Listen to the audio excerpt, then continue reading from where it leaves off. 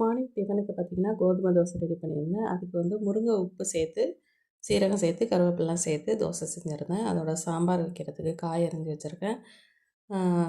பொரியல் பார்த்திங்கன்னா அவரைக்காய் பொரியல் தான். தோசை ஊற்றி சாப்பிட்டுட்டு அதுக்கப்புறம் வேலை ஆரம்பிக்கலான்னு சொல்லிட்டு அதோட ஒரு 11 மணி போல் கொஞ்சம் நான் வந்து கஷாயம் வச்சு குடித்தேன். கஷாயம் எதுக்குன்னு பார்த்திங்கன்னா, பார்த்தாலே தெரியும் கோல்டு எனக்கு நல்லா குரல் வந்து டிஃப்ரெண்ட்டாக இருக்குது.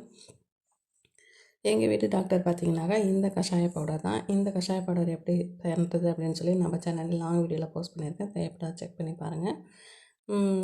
கஷாயம் பண்ணுறதுக்கு சர்க்கரை போடலான்னு பார்த்தா சர்க்கரை வந்து காலி ஆகிடுச்சு. சரின்ட்டு அதை ஃப்ரிட்ஜ்லேருந்து எடுத்து வெளில வச்சேன்.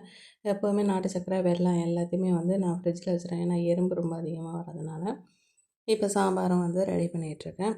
நீங்கள் உங்கள் வீட்டில் சளி பிடிச்சா என்ன கை வைத்தியமாக என்ன பண்ணுவீங்க அப்படின்னு சொல்லி கமெண்ட்டில் சொல்லுங்கள். நானும் தெரிஞ்சுக்கிறேன். இந்த வீடியோ பார்க்குறவங்களுக்கும் கொஞ்சம் யூஸ்ஃபுல்லாக இருக்கும். சில பேர் ஓமவல்லி இலை யூஸ் பண்ணுவாங்க, சிலர் துளசி யூஸ் பண்ணுவாங்க. அந்த மாதிரி நீங்கள் என்ன யூஸ் பண்ணுவீங்க அப்படின்னு சொல்லி சொல்லுங்கள். நெக்ஸ்ட் வீடியோவில் மீட் பண்ணுவோம். தேங்க்யூ.